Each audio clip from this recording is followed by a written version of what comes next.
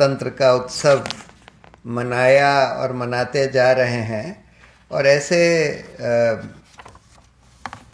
ऐसे समय में जब देश में हमको लग रहा है कि लोकतंत्र का पतन होता जा रहा है, ऐसे समय में ये लोकतंत्र का उत्सव मनाना और भी ज़्यादा ज़रूरी है और इस मशाल को जलाए रखना और भी ज़रूरी है। तो देखिए, लोकतंत्र की हिफाजत करना, हमारे संविधान की हिफाजत करना, हमारे मौलिक अधिकारों की हिफाजत करना, इन सब का दायित्व हमारे संविधान में न्यायपालिका को दिया गया है। कई लोग सोचते हैं कि न्यायपालिका का तो काम है जो झगड़े, जो लीगल डिस्प्यूट्स होते हैं उनको सुलझाना, लेकिन एक बहुत बड़ा दूसरा जो दायित्व हमारे संविधान ने न्यायपालिका को दिया है वो है हमारे मौलिक अधिकारों की रक्षा करना, संविधान की रक्षा करना, लोकतंत्र की रक्षा करना और विधायिका और कार्यपालिका को अपने अपने दायरे में रखना। और अगर हम आज ये सवाल पूछें कि क्या इस कसौटी पर कि हमारे मौलिक अधिकारों की रक्षा हो रही है, हमारे संविधान की रक्षा हो रही है कि नहीं, हमारे लोकतंत्र की रक्षा हो रही है कि नहीं, क्या कार्यपालिका और विधायिका को अपने अपने दायरे में रखा जा रहा है, तो उसका ईमानदार जवाब होगा कि बहुत कम, बहुत कम। आज तो हम देख रहे हैं कि सिर्फ हमारे मौलिक अधिकारों को ही नहीं कुचला जा रहा, सिर्फ लोकतंत्र को ही नहीं दबाया जा रहा, सिर्फ संविधान का भी पतन नहीं हो रहा, बल्कि सारी जो हमारी सभ्यता की वैल्यूज़ हैं उनका भी पतन होता जा रहा है। और उसके पीछे मेनली आज की मौजूदा सरकार है, जो लोग सत्ता में काबिज हैं वो लोग हैं। और अनफॉर्चुनेटली उसको रोकने का काम जो सुप्रीम कोर्ट और हाई कोर्ट्स को करना चाहिए था वो बहुत कम हो पा रहा है, करीब नहीं के बराबर ही हो पा रहा है। तो अगर हम देखें कि हमारे जो मौलिक अधिकार हैं इनकी कसौटी पर हम देखें कि कितना हमारा न्यायपालिका कितनी खरी उतर रही है, तो अगर हम लिबर्टी का इशू लें तो हम देखते हैं कि आज भीमा कोरेगांव के इतने सारे हमारे finest human rights activist Hindustan के, उन सबको इतने साल से जेल में रखा हुआ है। कुछ लोगों को 4, 5, 6 साल के बाद बेल दी गई है, लेकिन अभी भी बहुत सारे लोग उसमें से जेल में हैं। ट्रायल भी नहीं शुरू हुई, ये भी बाहर बात आ गई कि उनके खिलाफ जो चार्ज लगाया है वो झूठे चार्ज हैं और वो पेगासस का यूज़ करके उनके कंप्यूटर में कुछ ईमेल वगैरह डाल दी गई है, उसके आधार पर चार्ज लगाए गए हैं। ऐसे बिल्कुल बेबुनियाद बोगस चार्जेस कि आप प्रधानमंत्री की हत्या करने की साजिश कर रहे थे। मतलब जो बिल्कुल पीसफुल ह्यूमन राइट्स एक्टिविस्ट रहे हैं, जिन्होंने कभी भी कोई हिंसा नहीं करी या कहीं हिंसा का कोई वो भी नहीं किया, उन लोगों के खिलाफ इस तरह का चार्ज लगा दिया गया है। और वो भी फैब्रिकेट करके, एविडेंस को फैब्रिकेट करके चार्ज लगाया गया है। और 6 साल हो गए, बेल भी नहीं हो रही, ट्रायल भी नहीं शुरू हुई। तो ये एक बहुत बड़ा फेलियर है हमारे न्यायिक व्यवस्था का कि ये सब होने दिया जा रहा है। उसी तरह से दिल्ली राइट्स के केसेस में उमर खालिद जैसे कई बहुत बढ़िया एक्टिविस्ट हैं जिनके हर स्पीच के वीडियोस हैं कि भाई उन्होंने कभी कोई हिंसा को नहीं उकसाया। हर बार वो ये कहते हैं कि भाई हमें हिंसा नहीं करनी है, हमको कानून नहीं तोड़ना है वगैरह वगैरह, हमको बिल्कुल पीसफुली इसका विरोध करना है। लेकिन फिर भी उन लोगों को जेल में रखा हुआ है, अभी तक उनकी बेल भी नहीं हुई, ट्रायल भी नहीं शुरू हुआ। ये सब इसलिए भी हो पा रहा है, और इस तरह के तमाम और उदाहरण हैं।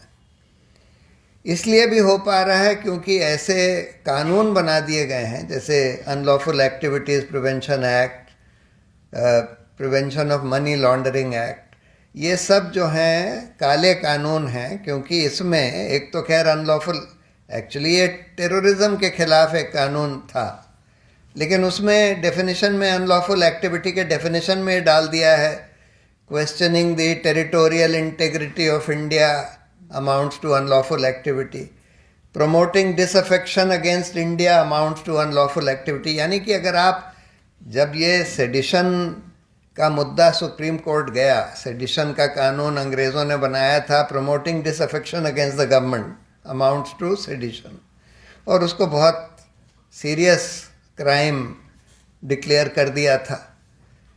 उसको जब क्वेश्चन किया गया हमारे संविधान के बाद कि भाई ये तो हमारा मौलिक अधिकार है, अगर हमको लगता है कि सरकार कुछ गलत काम कर रही है तो सरकार के खिलाफ बोलना, सरकार के खिलाफ डिसअफेक्शन भी प्रमोट करना तो हमारा मौलिक अधिकार है, फ्रीडम ऑफ स्पीच में आता है न डेमोक्रेसी। तो फिर सुप्रीम कोर्ट में एक कॉन्स्टिट्यूशन बेंच ने फैसला दिया कि हाँ ये बात सही है कि ये मौलिक अधिकार है, और इसलिए इसको हम रीड डाउन कर देते हैं। यानी कि हम ये कह देते हैं कि जब तक कोई जना ऐसा नहीं कहता कुछ जिसको हम ये कह सकें कि वो हिंसा भड़का रहा है या पब्लिक डिसऑर्डर भड़का रहा है, तब तक सेडिशन का केस उसके खिलाफ नहीं चलाया जा सकता। ये कह दिया, लेकिन उसके बाद भी हम देखते गए कि भाई ये सेडिशन का चलता ही जा रहा है, चलता ही जा रहा है। लोग फिर भी कार्टून बनाते हैं प्राइम मिनिस्टर को कैरिकेचर करने के लिए, उनके खिलाफ भी सेडिशन का केस बना दिया जाता है। कुछ भी कोई जना भी प्रधानमंत्री के खिलाफ, मुख्यमंत्री के खिलाफ कुछ बोल दे, उसके खिलाफ सेडिशन का केस बना दिया जाता है। तो हम लोगों ने फिर से, हम लोग सुप्रीम कोर्ट गए और फिर सुप्रीम कोर्ट ने फॉर्चुनेटली सेडिशन का जो अपराध है उसको स्टे कर रखा है, लेकिन उसी का एक slight variation unlawful activities prevention act में डाल दिया। उसमें लिखा था promoting disaffection against the government, यहाँ लिख दिया है प्रमोटिंग डिसअफेक्शन अगेंस्ट इंडिया। तो अब डिसअफेक्शन अगेंस्ट इंडिया, मान लीजिए अगर इंडियन गवर्नमेंट की आप कोई पॉलिसी या कोई, मान लीजिए अगर हिंदुस्तान की सरकार इंटरनेशनली, जैसे इज़राइल में आजकल गाज़ा के ऊपर हमला चल रहा है, और इज़राइल का कोई नागरिक ये कहता है कि भाई ये इस तरह से हमला करना गलत है, हिंदुस्तान में अगर ऐसा होता तो उसको तुरंत अनलॉफुल एक्टिविटीज़ प्रिवेंशन एक्ट में कर लेते, you are promoting disaffection against India. तो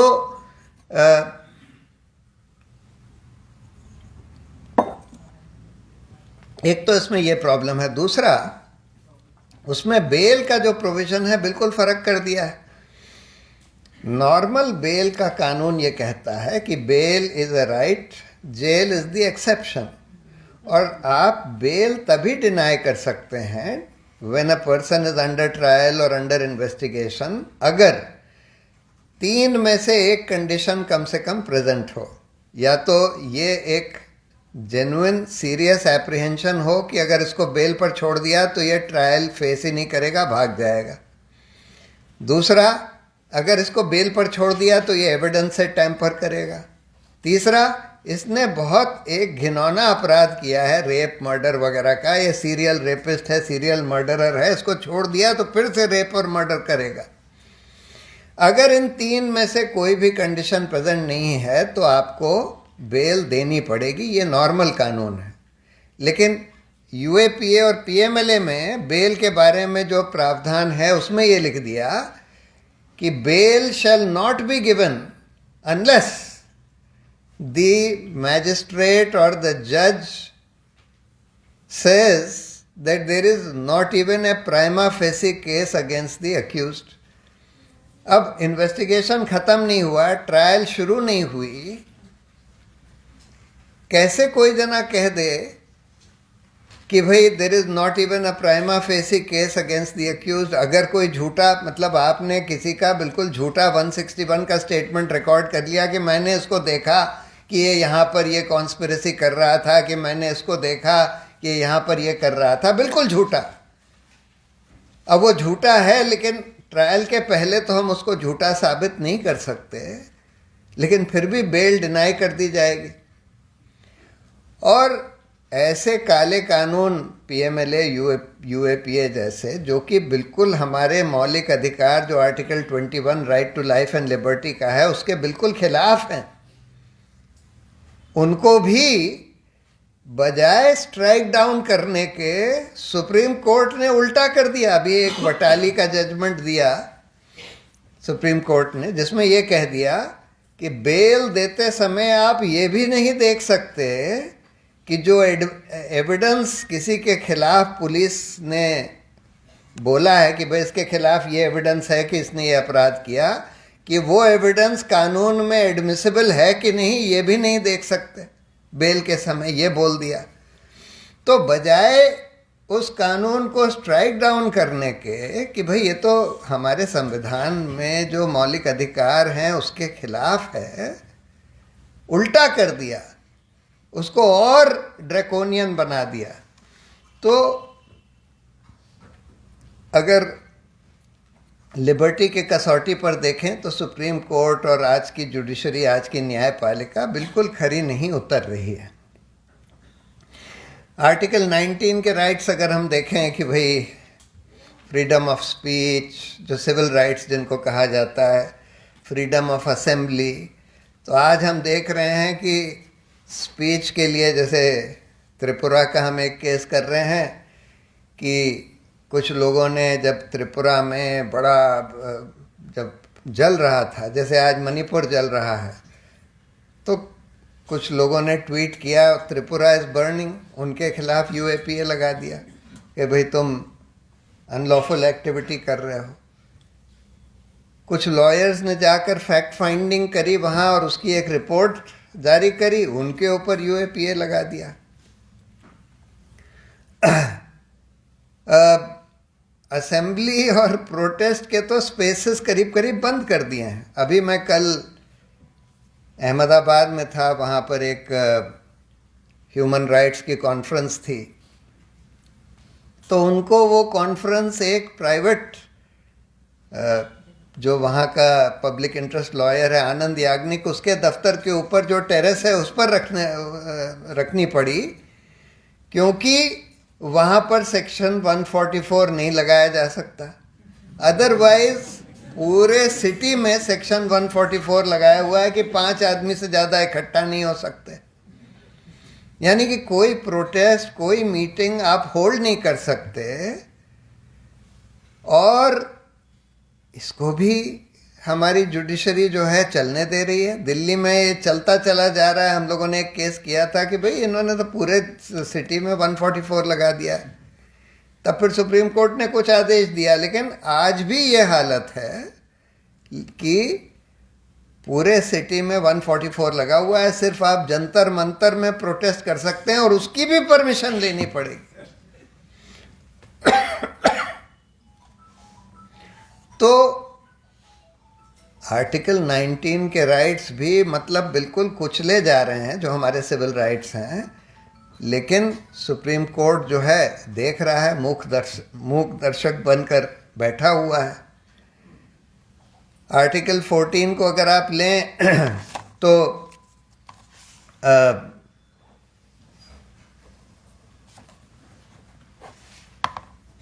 हमारे माइनॉरिटीज़ के ऊपर रोज़ हमले हो रहे हैं। यहाँ तो गुजरात तो खैर उसका लेबॉरेटरी है, लेकिन यूपी में, मध्य प्रदेश में मतलब रिलीजियस प्रोसेशंस, हिंदू प्रोसेशंस निकाले जाते हैं मुस्लिम एरियाज़ के थ्रू।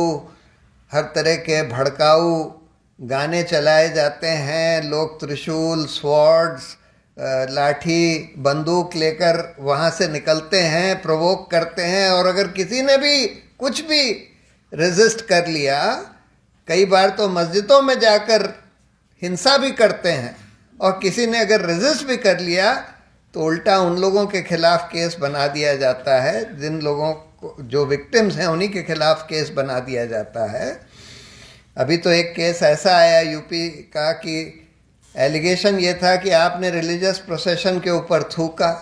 बाद में ये पता लगा कि जो लोग जिनके कहने के आधार पर उन्होंने एफआईआर दर्ज करी थी उन्होंने ही बोल दिया कि नहीं, हमने तो ऐसा बोला ही नहीं था।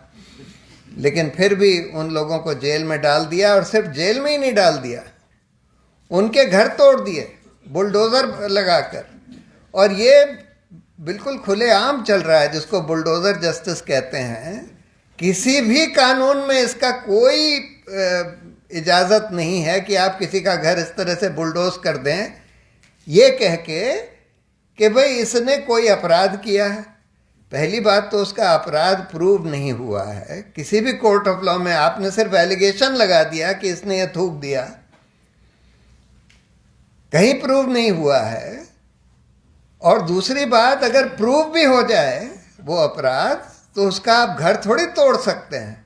उसके लिए तो कानून में जुर्म है जो कि आप उसको सज़ा दे सकते हैं, घर थोड़ी तोड़ सकते हैं। पर ये सब चल रहा है और चीफ मिनिस्टर्स खुद सीना ठोक कर कहते हैं कि भाई हम तो बुलडोज़र चला देंगे। उन लोगों को बुलडोज़र चीफ मिनिस्टर कहा जाता है, बुलडोज़र बाबा उन चीफ मिनिस्टर्स को। लेकिन ये सब चलने दिया जा रहा है। सुप्रीम कोर्ट के पास भी ये मामले ले जाए जाते हैं, फिर भी नहीं रोका जाता। हेट स्पीचेस खुलेआम लोग दे रहे हैं, मंत्री लोग दे रहे हैं, ये जो गॉडमैन है ये लोग दे रहे हैं, जर्नलिस्ट दे रहे हैं। हेट स्पीचेस खुलेआम, मतलब बहुत सीरियस ऑफेंस है हमारे कानून में, लेकिन उनको नहीं रोका जाता, चलने दिया जा रहा है। और उल्टा, मतलब गवर्नमेंट जो है सेकुलर कंट्री में रिलीजन को प्रमोट नहीं कर सकती, किसी भी रिलीजन को। पर यहाँ हम देख रहे हैं कि हिंदू रिलीजियस एक्टिविटीज़ में, मंदिर बनाने में, मंदिरों को प्रमोट करने में, हिंदू रिलीजियस टूरिज्म प्रमोट करने में सारी सरकारें लगी हुई हैं भाजपा की।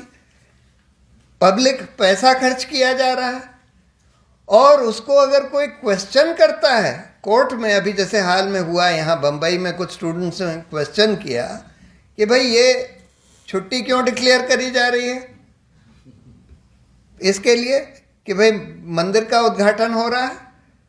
तो उस पर उल्टा कोर्ट को, मतलब कायदे से तो उनको ये सरकार से पूछना चाहिए था कि भाई छुट्टी किस आधार पर आप डिक्लेयर कर रहे हैं। आपका ये जॉब नहीं है कि कोई रिलीजियस फेस्टिवल के लिए आप छुट्टी डिक्लेयर करें, लेकिन उल्टा आप पिटिशनर्स को डांट रहे हैं कि तुम्हारा कोई पॉलिटिकल मोटिवेशन होगा, जैसे यहाँ किया गया। तो मतलब रूल ऑफ लॉ की धज्जियाँ उड़ाई जा रही हैं, आपके आँख के सामने उड़ाई जा रही हैं, और कोर्ट जो है मूक दर्शक बन के बैठा हुआ है, कुछ करता नहीं। जबकि उनका दायित्व संविधान में दिया गया है कि भाई आपको मौलिक अधिकारों की रक्षा करनी है, लोकतंत्र की रक्षा करनी है, संविधान की रक्षा करनी है, और कार्यपालिका और विधायिका को अपने अपने दायरे में रखना है। तो ये क्यों हो रहा है? दूसरी बात, ऐसे ऐसे फैसले आ रहे हैं, अयोध्या का फैसला ही ले लीजिए, यानी कि जो लोग, जिनको माना गया, जिनके खिलाफ प्रोसिक्यूशन हो रहा है कि आपने इलीगली मस्जिद तोड़ दी, जिनका कोई राइट नहीं है, 500 साल पहले क्या हुआ था क्या नहीं हुआ था उसके आधार पर आपका कोई राइट नहीं बनता, लेकिन उन्हीं को आपने वो ज़मीन दे दी कि भाई वहाँ पर मंदिर बना लीजिए। और उस जजमेंट में ये लिखा है कि भाई प्लेसेस ऑफ वर्शिप एक्ट आ गया है, अब आगे से कोई ऐसा विवाद नहीं हो सकता। लेकिन फिर भी जब ज्ञानवापी मॉस्क के ऊपर ये विवाद लोग शुरू करते हैं कि भाई हम देखना चाहते हैं कि यहाँ 500 साल पहले क्या था, हम खोद के देखना चाहते हैं, तो उसको सुप्रीम कोर्ट मतलब does not nip the mischief in the bud. Clear mischief हो रहा है, सुप्रीम कोर्ट का काम है, और वही जज जिन्होंने वो जजमेंट लिखा अयोध्या वाला, चाहे उसमें नाम नहीं है बट क्लियर है किसने लिखा है, वही जज, उन्हीं के सामने आता है ये कि भाई आपने लिखा है कि प्लेसेस ऑफ वर्शिप एक्ट के बाद इस तरह का कोई विवाद किसी दूसरे प्लेस ऑफ वर्शिप पर नहीं हो सकता, क्योंकि 1947 में जो पोजीशन थी वही पोजीशन मेंटेन रहेगी, उसके पहले क्या था क्या नहीं था ये नहीं देखा जाएगा। लेकिन वो ज्ञानवापी मॉस्क के केस में भी उसको रोकते नहीं, कहते हैं नहीं नहीं ये तो एकेडमिक रिसर्च हो रहा है, कि हम देखना चाहते हैं कि वहाँ पर अंदर क्या था, उसके पहले क्या था। मतलब उसी तरह से कश्मीर में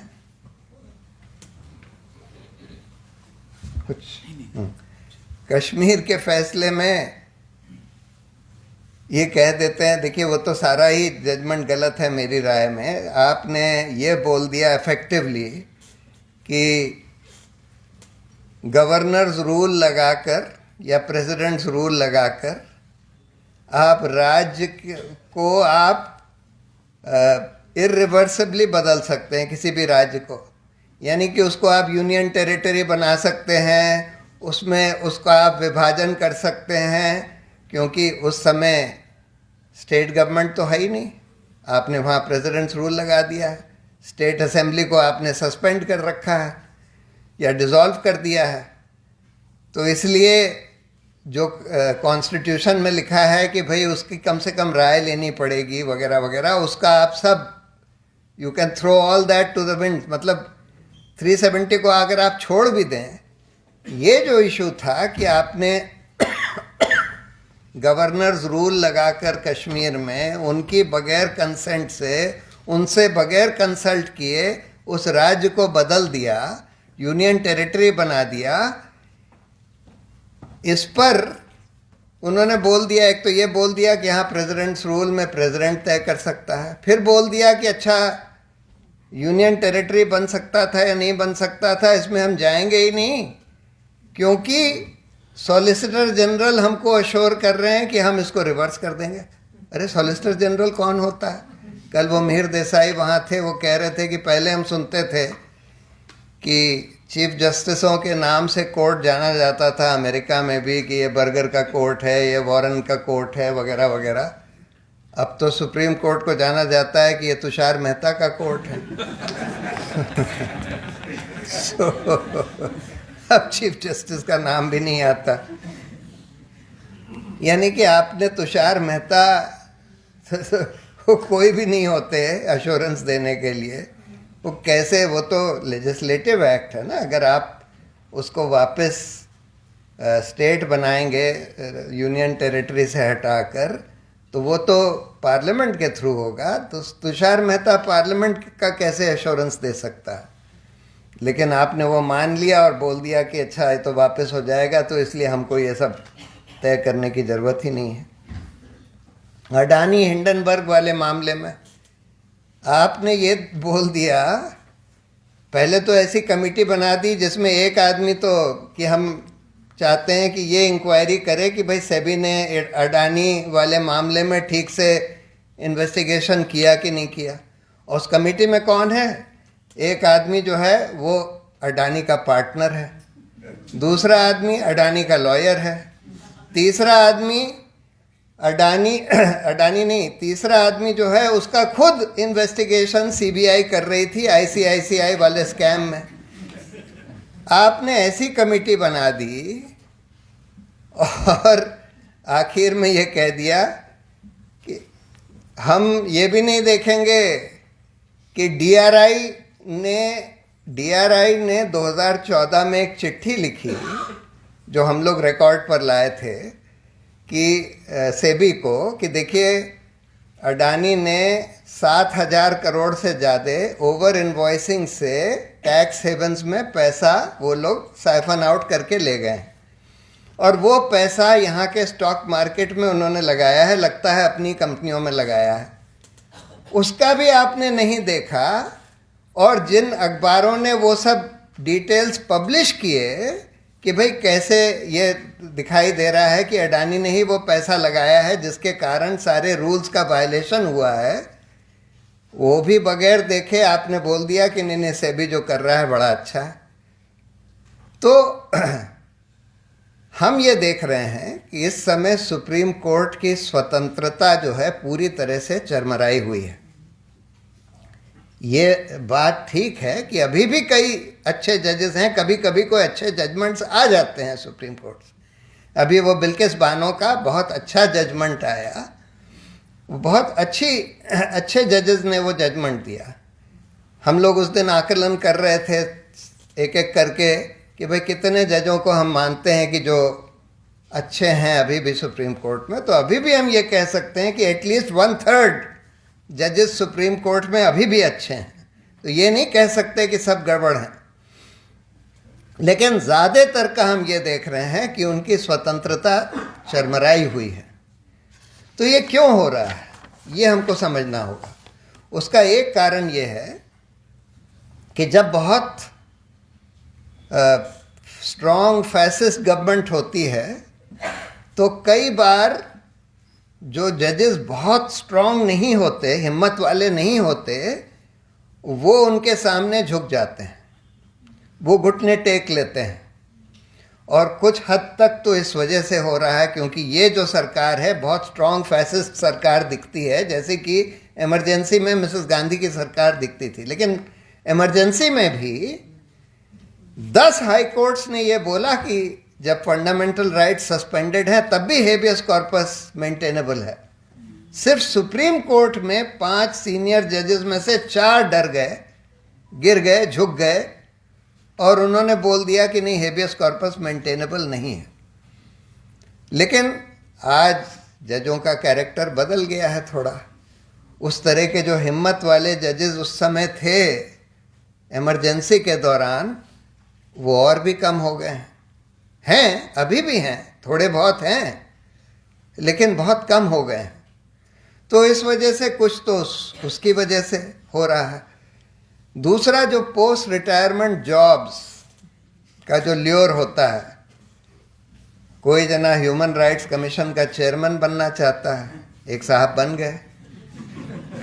उनके अगर आप फैसले देखें, सारे के सारे फैसले, एक फैसला आपको नहीं मिलेगा जो सरकार के खिलाफ हो। एक फैसला, उन्होंने अडानी का 20,000 करोड़ से ज्यादा का फायदा सिर्फ एक आदमी ने कराया,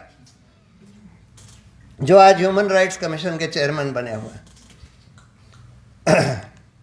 और ह्यूमन राइट्स कमीशन के चेयरमैन बनने के बाद वो क्या कॉन्फ्रेंस करते हैं, हम ये कॉन्फ्रेंस करेंगे कि ह्यूमन राइट्स ऑर्गेनाइजेशंस कैसे ह्यूमन राइट्स में बाधा बन गए।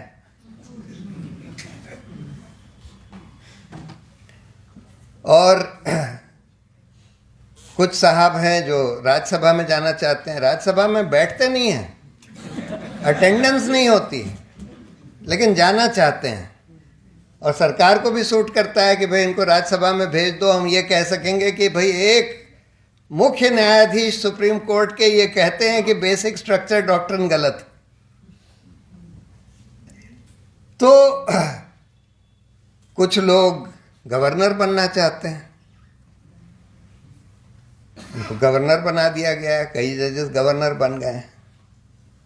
कुछ और कमीशंस, ट्राइब्यूनल्स में जाना चाहते हैं, जो कि जिसमें भी सरकार का कुछ हस्तक्षेप होता है, तो उसकी वजह से भी काफ़ी चरमरा गई है।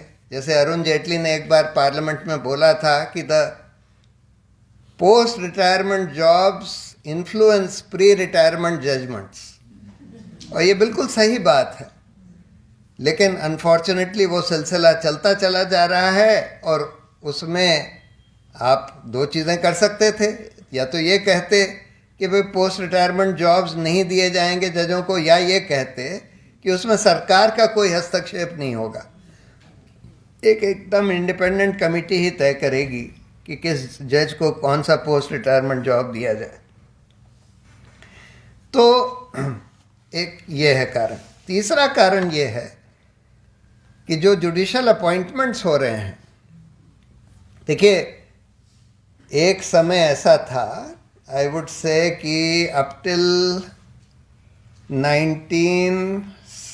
80 समझ लीजिए, एक वो दौर था जिसमें 2 अपॉइंटमेंट्स का मेन कंट्रोल सरकार के हाथ में था, जुडिशल अपॉइंटमेंट्स का। लेकिन उस समय सरकार ज़्यादा इंटरफेयर नहीं करती थी अपॉइंटमेंट से। जो चीफ जस्टिस वगैरह जो रेकमेंड करते थे उनको अपॉइंट कर दिया जाता था। 80 के बाद एक ऐसा दौर आया करीब 10 साल का, 8-9 साल का, जब ये हंसराज भारद्वाज लॉ मिनिस्टर वगैरह बन गए, जब सरकार पॉलिटिकल अपॉइंटमेंट्स करने लगी। एक्चुअली उससे पहले भी हुआ था, जब सुपर सेशन हुआ, पहला सुपर सेशन जो हुआ 1973 में, उसके बाद से शुरू हो गया था। तो बीच में जनता गवर्नमेंट के समय में तो बिल्कुल कोई इंटरफेरेंस नहीं होती थी सरकार की तरफ से, लेकिन उसके पहले थोड़ा 73 से शुरू हुआ। फिर सुप्रीम कोर्ट ने ये बोला कि नहीं, ये गलत है कि जुडिशरी का अपॉइंटमेंट सरकार के हाथ में हो, और जुडिशरी के इंडिपेंडेंस को प्रोटेक्ट करने के लिए ज़रूरी है कि इसका कंट्रोल सुप्रीम कोर्ट या जुडिशरी के ही हाथ में हो। तो सुप्रीम कोर्ट के जो 5 सीनियर जजेस हैं उनका कोलिजियम तय करेगा। और उन्होंने ये भी ले डाउन कर दिया कि हम लोग रेकमेंड करेंगे, और उसके बाद सरकार को अगर कोई आपत्ति है तो वो एक बार वापस कर सकती है विथ रीजंस, कि भाई हमको क्यों इस जज के अपॉइंटमेंट पे आपत्ति है। उसके बाद अगर कोलिजियम यूनानिमसली रीइटरेट करता है तब आपको अपॉइंटमेंट करना पड़ेगा। ये कानून ले डाउन कर दिया। लेकिन इस सरकार ने एक नया तरीका अख्तियार किया कि कोलिजियम के रिकमेंडेशन अगर हमको नहीं अच्छे लगते, अगर हमको लगता है कि जो ये जज है ये बहुत इंडिपेंडेंट है, हमारी बात नहीं मानेगा, तो हम इसका अपॉइंटमेंट नहीं होने देंगे। अब वो क्या करते हैं, रिकमेंडेशन पर जवाब ही नहीं देते, बैठे रहते हैं। अब जब तक सरकार जवाब ना दे या नोटिफाई ना करे तब तक अपॉइंटमेंट होता नहीं। उसके बाद कभी कभी जब जवाब देते हैं और ऑब्जेक्शन उठाते हैं और यूनानिमसली रीटरेट भी हो जाता है कोलिजियम से, तब भी अपॉइंटमेंट नहीं करते। हमने बहुत सारे केसेस देखे कि सालों साल तक या तो रिकमेंडेशन पर बैठे रहते हैं या रीटरेशन के बाद भी अपॉइंटमेंट नहीं करते। हम लोगों ने सुप्रीम कोर्ट में ये केस फाइल किया कि भाई देखिए, आपके कानून का वायलेशन हो रहा है, आप इनके खिलाफ कंटेम्प्ट निकालिए। लॉ सेक्रेटरी, लॉ मिनिस्टर, ये तो बिल्कुल कंटेम्प्ट ऑफ कोर्ट है। या तो आप ये बोल दीजिए कि भाई डीम्ड अपॉइंटमेंट हो जाएगा, और या फिर आप इनके खिलाफ कंटेम्प्ट करिए। तो उनकी किसी की हिम्मत ही नहीं है इनके खिलाफ कंटेम्प्ट करने की। बार बार ये केस आता रहा, बार बार हम लोग ये कहते रहे, बार बार बस वो रिक्वेस्ट करते रहे गवर्नमेंट से कि हम हाथ जोड़ के आपसे रिक्वेस्ट करते हैं, माई बाप प्लीज हमारी बात मान लीजिए। तो अनफॉर्चुनेटली जो इंडिपेंडेंट जजेस हैं उनका अपॉइंटमेंट ही नहीं होने दे रही। कभी कभी ऐसा होता है कि 1-2 इंडिपेंडेंट जजेस का अपॉइंटमेंट हो जाता है। सरकार ये कहती है कि अच्छा आप इनका चाहते हैं, चलिए 2 हमारे कर दीजिए, तब हम इनका अलाउ कर देंगे।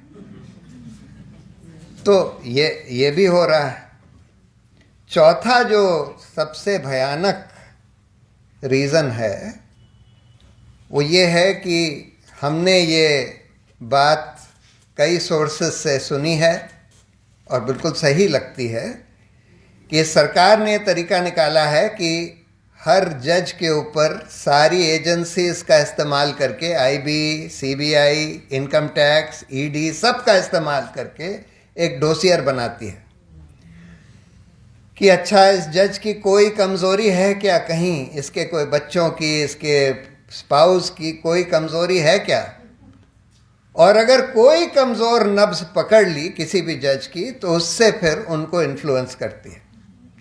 और अगर वो जज चीफ जस्टिस ऑफ इंडिया है तब तो आधी न्यायपालिका आपके हाथ में आ गई, क्योंकि चीफ जस्टिस ऑफ इंडिया के 2 और बड़े रोल होते हैं अपार्ट फ्रॉम बीइंग अ जज। पहला रोल कि वो मास्टर ऑफ रोस्टर माना जाता है, जो तय करता है कि कौन सा केस कौन सा जज सुनेगा।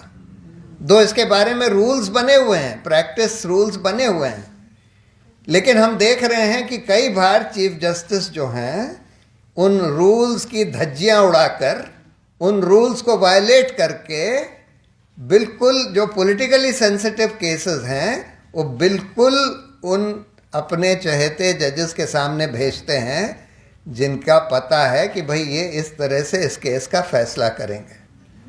और ये बार बार हमने देखा है। कई बार तो चीफ जस्टिस जो हैं अपने ही केस में खुद बैठ जाते हैं। गोगोई साहब अपने ही सेक्सुअल हैरेसमेंट के केस में बैठ गए।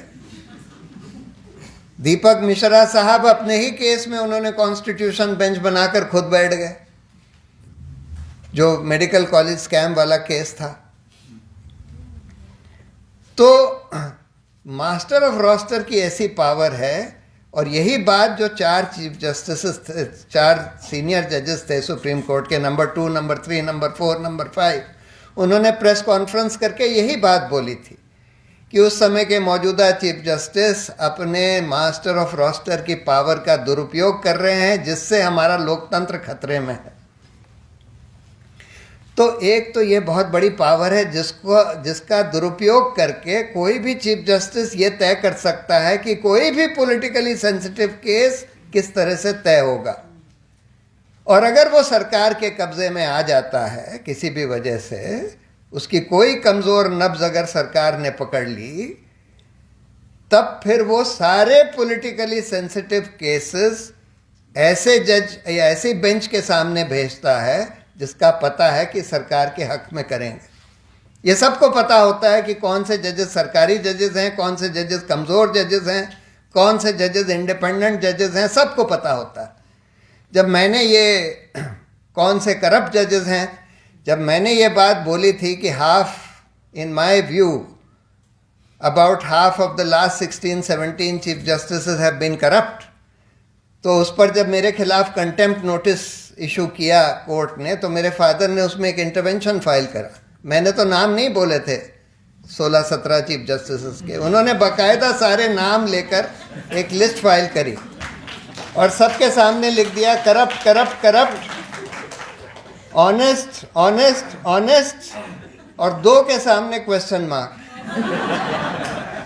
उसमें 16 में से 8 उन्होंने करप्ट मार्क करे, 6 ऑनेस्ट मार्क करे, 2 के सामने क्वेश्चन मार्क लगाया। और वो मुझसे बताते थे कि मैं एक एक्सरसाइज करता हूँ कभी कभी, कि जब बार एसोसिएशन में बैठा होता हूँ तो कोई सीनियर लॉयर से वो लिस्ट दिखाता हूँ 16 की, उसमें ये नहीं लिखा होता कौन करप्ट कौन ऑनेस्ट। मैं उनसे पूछता हूँ कि देखिए इन 16 में आप टिक कर दीजिए किनको आप करप्ट मानते हैं। कहते थे 90% ऑफ द टाइम वही 8 नाम टिक करे जाते थे जो मैंने जिनको करप्ट बोला था। इसलिए सुप्रीम कोर्ट में सबको पता होता है, और ख़ासकर चीफ जस्टिस को तो बिल्कुल पता होता है कि कौन सा जज किस टाइप का है। तो इसलिए हर केस का कैसे निपटारा हो, वो चीफ जस्टिस अगर अपनी मास्टर ऑफ रोस्टर पावर का दुरुपयोग करे तो वो तय कर सकता है।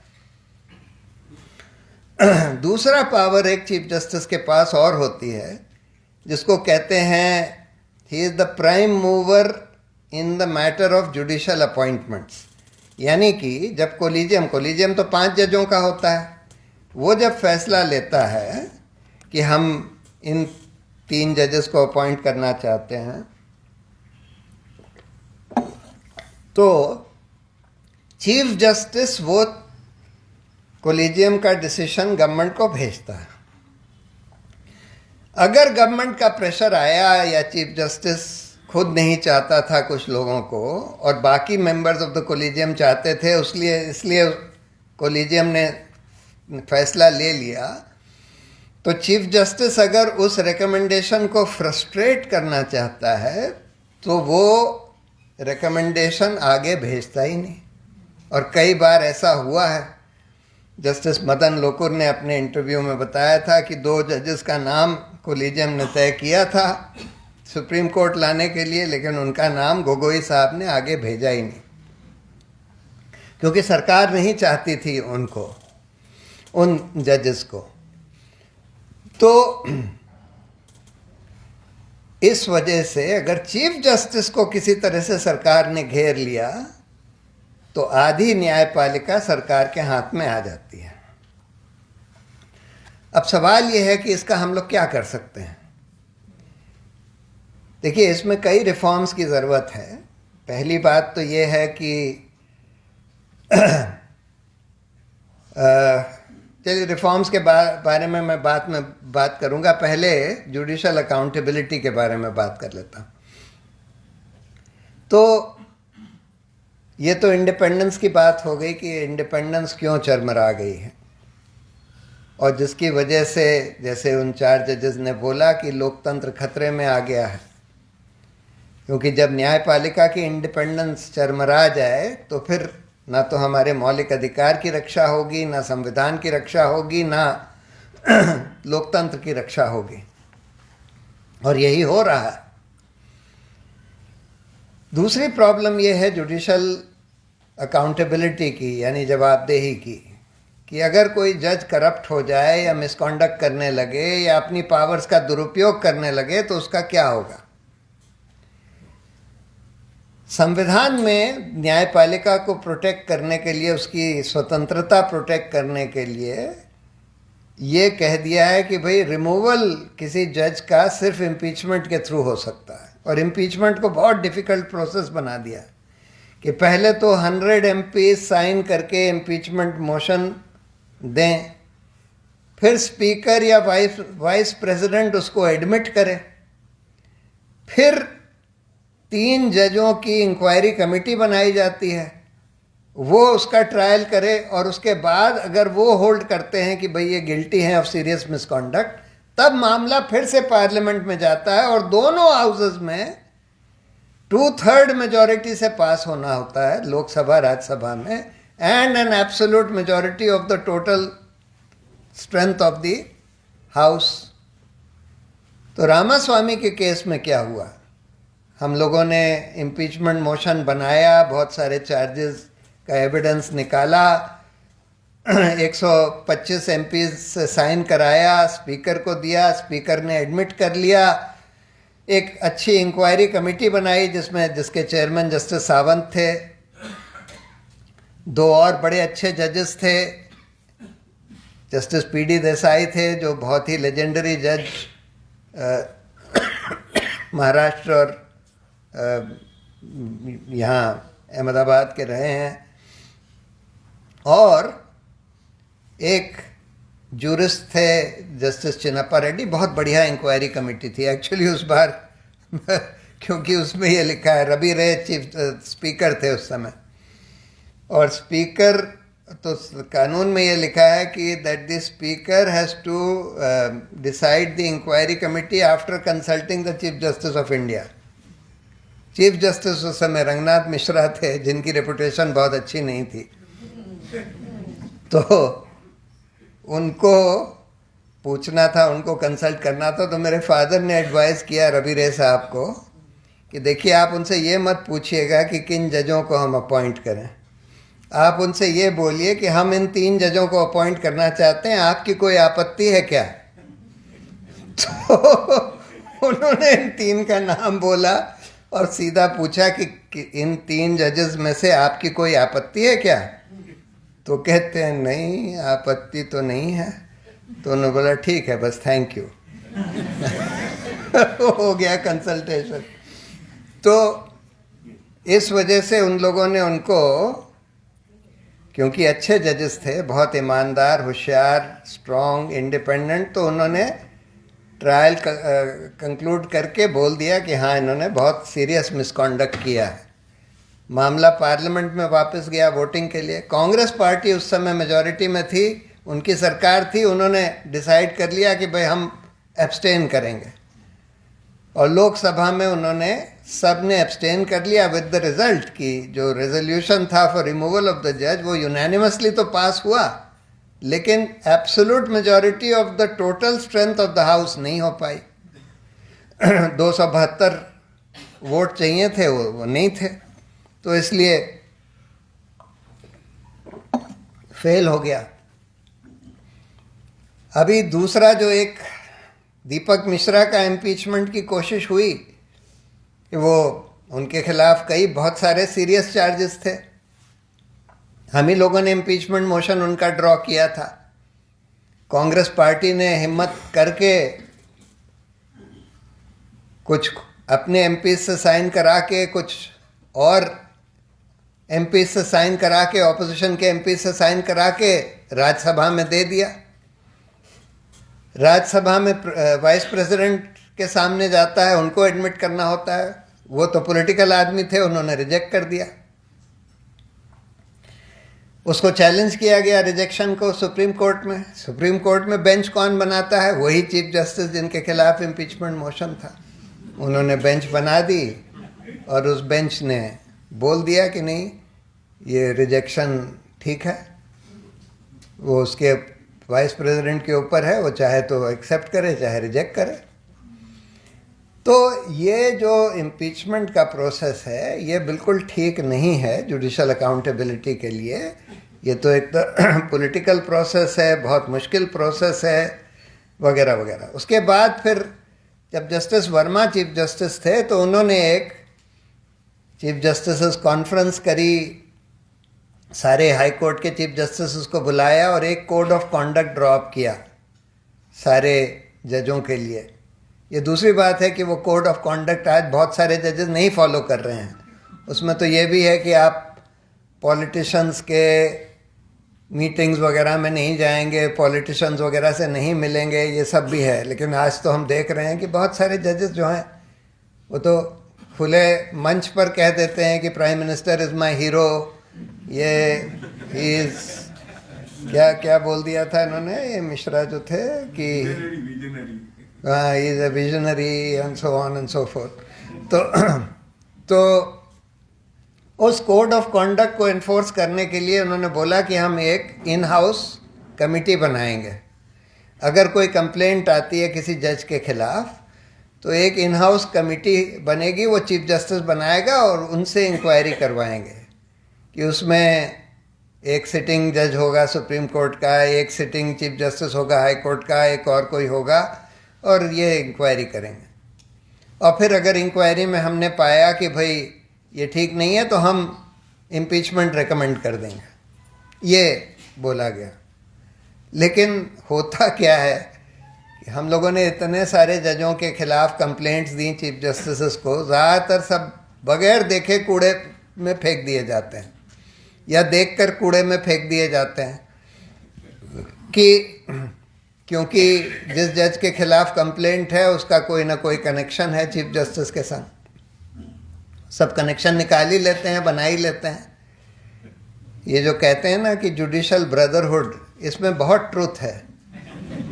There is a brotherhood among जजेस। तो इसलिए वो भी नहीं, कुछ ठोस उपाय नहीं है। फिर एक judicial standards and accountability bill लाया गया, जिसमें बनाया कि भाई एक जुडिशल अकाउंटेबिलिटी कमीशन होगा, उसमें फला लोग होंगे, कुछ सुप्रीम कोर्ट के जजेस, कुछ और जूरिस्ट, कुछ लॉ मिनिस्टर। लेकिन जो कंप्लेंट आएगी किसी जज के खिलाफ, वो सबसे पहले उसी हाई कोर्ट के 3 जजेस के सामने भेजी जाएगी, और वो लोग अगर पाएं कि भाई कुछ गड़बड़ है, तब फिर वो आगे बढ़ेगी। अब प्रॉब्लम तो ये है कि जो जुडिशल ब्रदरहुड होता है, उसमें वो मामला आगे बढ़ता ही नहीं। तो खैर उस बिल पर बड़े ऑब्जेक्शंस हुए। फिर ये हुआ कि आखिर में अगर मान लीजिए जुडिशल कमीशन ने कुछ तय भी किया कि भाई हाँ ये जज गड़बड़ है, इसने मिसकॉन्डक्ट किया, इसको हटाना चाहिए, तब फिर से मामला पार्लियामेंट में जाएगा इम्पीचमेंट के लिए। तो उससे भी कोई खास फ़ायदा नहीं होता था। बस इतना फ़ायदा होता था कि भाई 100 MPs के जो साइन कराने होते हैं इम्पीचमेंट मोशन पर, उसकी ज़रूरत नहीं होती थी। एक दूसरा रास्ता भी था इम्पीचमेंट को शुरू करने का।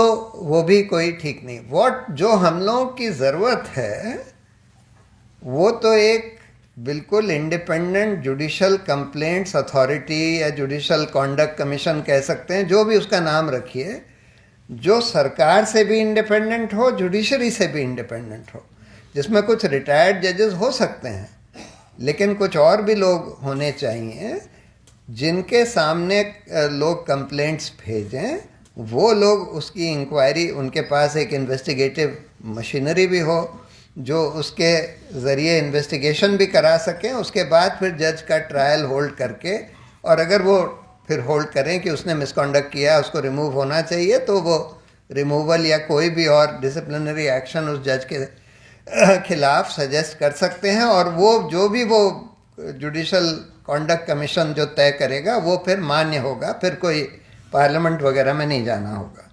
ऐसा होना चाहिए, लेकिन ऐसा कोई करना ही नहीं चाहता। जुडिशरी तो बिल्कुल ही नहीं चाहती और सरकार भी नहीं चाहती। सरकार चाहती है कि भाई ये ठीक है, इनकी अकाउंटेबिलिटी ना रहे सो लॉन्ग एज ये हमारा काम करते रहें। तो वही सब चल रहा है। तो देखिए, रिफॉर्म्स तो बहुत सारे चाहिए हम लोगों को जुडिशरी में। सबसे पहले तो ये प्रॉब्लम है कि आधे से ज़्यादा लोग इस देश के 80% लोग तो जुडिशरी को इसलिए नहीं एक्सेस कर पाते क्योंकि उनके पास वकील के पैसे नहीं हैं। उसके लिए ग्राम न्यायालय का कानून बना कि ग्राम न्यायालय बनाए जाएंगे जिसमें जजेस होंगे जो कि सब तहसील लेवल यानी कि वार्ड लेवल पर होंगे, और उसमें जो प्रोसीजर होगा वो स्ट्रिक्टली सीआरपीसी सीपीसी वाला नहीं, कोई ज़रूरी नहीं है। वो जो ग्राम न्यायालय हैं वो कोई भी ऐसा प्रोसीजर अडॉप्ट कर सकते हैं जो कि त्वरित न्याय के लिए ठीक हो और जिसमें प्रिंसिपल्स ऑफ नेचुरल जस्टिस को आप फॉलो करें, यानी कि हर एक आदमी को अपॉर्चुनिटी देनी होगी। अब वो कानून बने हुए भी अब 13 साल हो गए, 13-14 साल हो गए, और अभी तक उसको कार्यान्वित नहीं किया गया। हार्डली कोई ग्राम न्यायालय बने हैं हिंदुस्तान में, हार्डली कोई कार्यान्वित हुए हैं।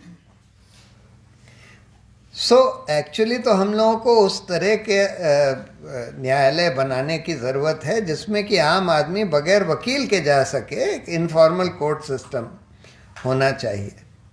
उसके अलावा बार बार जुडिशल ये जो हमारी जो लॉ कमीशंस हैं ये बार बार कह चुकी हैं कि भाई हमको जजेस की स्ट्रेंथ बढ़ाने की ज़रूरत है। और बढ़ाने का तो छोड़ दीजिए, अभी भी करीब 30 to 40% वैकेंसीज हैं हमारी एग्जिस्टिंग जुडिशरी में, 30 to 40%। मतलब हम लोग जब कोर्ट में PILs फाइल करते हैं कि भाई ये सिविल सर्विस रिफॉर्म्स होने चाहिए या पुलिस रिफॉर्म्स होने चाहिए, उस पर तो कभी कभी कुछ कुछ सुप्रीम कोर्ट कर देता है, लेकिन हम लोग ये PIL अगर फाइल करते हैं कि जुडिशल रिफॉर्म्स होने चाहिए, उस पर कुछ नहीं होता। फिर अपॉइंटमेंट्स का जो सिस्टम है, एक्चुअली एक फुल टाइम कमीशन होना चाहिए। ये जो सिस्टम अभी बना हुआ है ना कोलिजियम का, कोलिजियम वाले में भी खूब भाई भतीजावाद चलता है। उसका रीज़न ये है कि जो जजेस, सिटिंग जजेस हैं, सीनियर 5 जजेस, उनके पास तो जुडिशल वर्क ही इतना होता है कि वो इस तरह के एडमिनिस्ट्रेटिव वर्क के लिए समय नहीं निकाल सकते। क्योंकि अगर आपको हर साल हाई कोर्ट्स और सुप्रीम कोर्ट में कम से कम 100 जजेस का अपॉइंटमेंट होता है। अब 100 जजेस का अगर आप अपॉइंटमेंट कर रहे हैं तो उनके लिए आपको 1000 लोगों को शॉर्टलिस्ट करना पड़ेगा, 1000 लोगों को देखना पड़ेगा, उनमें से आप छांटेंगे। 1000 लोगों का देखने के लिए, एक एक जने का रिकॉर्ड देखने के लिए आपको एक एक दिन से ज़्यादा लगेगा। आप कैसे एक साल में आप जुडिशल वर्क भी कर रहे हैं, 1000 लोगों का कैसे देख लेंगे? और इस वजह से होता ये है कि हर एक अपॉइंटमेंट इस तरह से हो रहा है कि भाई किसी चीफ जस्टिस ने बोल दिया, अरे भाई हम तो उसको जानते हैं, तो बड़ा अच्छा जज है, बाकी लोग कह देते हैं कि हाँ हाँ ठीक है चलो इसको अपॉइंटमेंट कर देते हैं। इसी तरह से पूरा सिस्टम जुडिशल अपॉइंटमेंट्स का चल रहा है। पहले तो खैर और भी ख़राब था कि भाई लॉ मिनिस्टर खुद अपॉइंट करता था। तो जैसे किसी ने बोला था, शायद जेठमलानी ने, कि in order to become a judge you don't need to know the law, you need to know the law minister. so उससे थोड़ा सा बेहतर हुआ, थोड़ा सा ज़्यादा इंडिपेंडेंट जजेस अपॉइंट होने लगे कोलिजियम में, लेकिन ये भी कोई सेटिस्फैक्ट्री सिस्टम नहीं। तो हम लोगों को एक full time judicial appointments commission की ज़रूरत है, जो सरकार से भी इंडिपेंडेंट हो। जुडिशरी से इंडिपेंडेंट पूरा होने की ज़रूरत नहीं है उसमें। जुडिशल कॉन्डक्ट कमीशन को जुडिशरी से इंडिपेंडेंट होने की ज़रूरत है, जुडिशल अपॉइंटमेंट कमीशन को ज़रूरत नहीं है। सरकार से इंडिपेंडेंस की तो ज़रूरत है, सरकार से बिल्कुल इंडिपेंडेंट होना चाहिए, उसमें सरकार का कोई हस्तक्षेप नहीं होना चाहिए, लेकिन वो फुल टाइम बॉडी होनी चाहिए, और वो ऐसी बॉडी होनी चाहिए बहुत हाई पावर्ड, जिनका सिलेक्शन भी एक बहुत सोच समझ कर एक तरीके से किया जाए, जिससे कि प्रॉपर लोग उसमें सेलेक्ट हो पाएँ। फिर इंडिपेंडेंस को इंश्योर करने के लिए पोस्ट रिटायरमेंट जॉब्स का जो सिलसिला है, ये तो हमको बिल्कुल सरकार के हाथ से बाहर निकालना होगा। मैं ये नहीं कहता कि किसी जज को पोस्ट रिटायरमेंट जॉब नहीं दिया जा सकता, कई जगह दिया जाना चाहिए, लेकिन उसमें कोई सरकार का बिल्कुल भी रोल नहीं होना चाहिए। या तो वही जुडिशल अपॉइंटमेंट्स कमीशन, जो एक इंडिपेंडेंट फुल टाइम बॉडी है, वही तय करे कि किस जज को कौन सा पोस्ट रिटायरमेंट जॉब दिया जा सकता है। और उसके अलावा ये मास्टर ऑफ रोस्टर का जो सिस्टम है, इसको बदलना चाहिए। हम लोगों ने एक पिटिशन भी फाइल करी थी, उस केस का नाम ही है, हमारे फादर पिटिशनर थे उसमें, Shanti Bhushan versus union of India, कि भाई ये मास्टर ऑफ रोस्टर एक आदमी नहीं होना चाहिए, उसमें आप 5 जजेस का कोलिजियम, सीनियर जजेस का कोलिजियम को रोस्टर की जिम्मेदारी दे दीजिए। रोस्टर एक बार बन जाए, रोस्टर का मतलब ये होता है कि कौन सी बेंच किस तरह के केसेस से डील करेगी। उसके बाद अगर मान लीजिए 3-4 बेंचेस हैं एक ही तरह के केस से डील करने के लिए, तो फिर उनमें से किसके पास जाए वो एकदम रैंडमली जाए कंप्यूटर से। तो बहुत सारे रिफॉर्म्स होने की ज़रूरत है। अब सवाल यह है कि वो रिफॉर्म्स होंगे कैसे, कौन करेगा। देखिए, सरकार को तो इसमें कोई इंटरेस्ट नहीं है कि जुडिशरी में कोई रिफॉर्म्स हों, क्योंकि सरकार को इसकी कोई चिंता नहीं है कि आम आदमी को न्याय मिले कि ना मिले, और सरकार तो ये चाहती ही नहीं कि आम आदमी के मौलिक अधिकारों की रक्षा हो, या लोकतंत्र की रक्षा हो, या संविधान की रक्षा हो। ये मौजूदा सरकार तो इन सब चीज़ों को ध्वस्त कर रही है, तो उनको तो ये सूट करता है कि न्यायपालिका ऐसी चरमराई हुई रहे, ऐसी कमज़ोर रहे। अभी दुष्यंत दवे का एक इंटरव्यू लाइव लॉ में परसों आया है, बहुत अच्छा इंटरव्यू है, आप लोग को देखना चाहिए, जिसमें वो कहते हैं कि सुप्रीम कोर्ट आज पूरे हिंदुस्तान के इतिहास में सबसे कमज़ोर सुप्रीम कोर्ट है, और मैं उस बात से पूरा सहमत हूँ। तो सरकार तो यही चाहती है कि बिल्कुल कमज़ोर रहे, सरकार के सामने खड़ी ना हो पाए, तो इसलिए वो तो कोई रिफॉर्म्स नहीं करना चाहती। उनको तो ये सूट करता है, इस तरह की चरमराई हुई न्यायिक व्यवस्था सरकार को सूट करती है। न्यायपालिका भी नहीं करना चाहती, ये अनफॉर्चुनेट चीज़ है, बहुत अनफॉर्चुनेट है। जब हमने वो वाला केस जब किया ना, वो मेडिकल कॉलेज स्कैम वाला, हम लोग तो सुप्रीम कोर्ट इसलिए गए क्योंकि हमको एक विसल ब्लोअर, सीबीआई का विसल ब्लोअर, वो दस्तावेज़ दे गया जिसमें लिखा था, जिसमें इन्होंने, सीबीआई ने, एक जो रिटायर्ड चीफ जस्टिस थे उड़ीसा के, जो कि उस समय के जो चीफ जस्टिस दीपक मिश्रा से बहुत नज़दीकी माने जाते थे, कुद्दूसी साहब, उनका और जो मेडिकल कॉलेज का जो ओनर था, उनके बीच में कॉन्वर्सेशन टैप कर लिया था। तो वो कुद्दूसी साहब उससे कह रहे हैं कि भाई कप्तान से बात हो गई है, ये केस दीपक मिश्रा साहब के सामने चल रहा था। तो कह रहे हैं कप्तान से बात हो गई, उनको 3 गमले पहुंचाने होंगे, तुम्हारा केस हो जाएगा, 3 गमले पहुंचा देना। तो अब हम लोगों ने पिटिशन ये फाइल करी कि देखिए बड़ा ख़तरनाक है कि सीबीआई जो है, जो हमारे सिटिंग चीफ जस्टिस हैं, उनका इन्वेस्टिगेशन कर रही है, और सीबीआई तो सरकारी संस्था है, तो इसलिए एक सुप्रीम कोर्ट मॉनिटर्ड एसआईटी होनी चाहिए इसका इन्वेस्टिगेशन करने के लिए। लेकिन इन्होंने, दीपक मिश्रा ने खुद ही कॉन्स्टिट्यूशन बेंच पहले बना दी और बोल दिया कि नहीं नहीं, ये केस हम तय करेंगे कि कहाँ कौन डिसाइड करेगा, कौन सुनेगा। और फिर इनके अरुण मिश्रा साहब के यहाँ, जो ह्यूमन राइट्स कमीशन के चेयरमैन बन गए ना, उनके यहाँ भेज दिया। और उन्होंने बोला कि नहीं नहीं, एसआईटी की कोई ज़रूरत नहीं है, सीबीआई बड़ी अच्छी संस्था है, सीबीआई करे। क्योंकि चीफ जस्टिस भी यही चाहते थे कि सीबीआई करे, क्योंकि सीबीआई अगर करेगी तो आप सरकार से डील कर सकते हैं। आप बोलेंगे सरकार से कि भाई हम आपका काम करते रहेंगे, आप बस हमको छोड़ दीजिए, हमको बख्श दीजिए। अगर सुप्रीम कोर्ट मॉनिटर्ड एसआईटी होगी तब फिर वो करना बड़ा मुश्किल है। तो इसलिए बहुत बार जो कमज़ोर या जो करप्ट जजेस होते हैं वो यही चाहते हैं कि भाई यही व्यवस्था चलती रहे, क्योंकि उसमें ये तो ऑप्शन है ना कि हम सरकार का काम करते रहेंगे, सरकार हमको छोड़ती रहेगी, फिर हमको कोई ट्रबल करने वाला नहीं। तो न्यायपालिका भी ये, दूसरी एक प्रॉब्लम ये हो गई है, ये जो सारी एक इंडस्ट्री खुल गई है आर्बिट्रेशन की।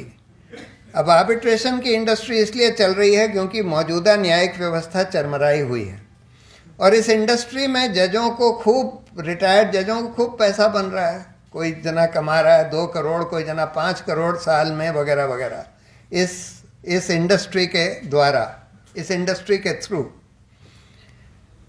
तो और ज़्यादातर जजेस अब आर्बिट्रेशन कर रहे हैं, जो अच्छे अच्छे ईमानदार जजेस भी हैं वो भी आर्बिट्रेशन कर रहे हैं। और अनफॉर्चुनेटली एक काइंड ऑफ एक साइकोलॉजिकल इम्पैक्ट उसका होता है कि जजों को ये लगने लगता है कि भाई हाँ, ये व्यवस्था ठीक तो है, इसमें क्या प्रॉब्लम है।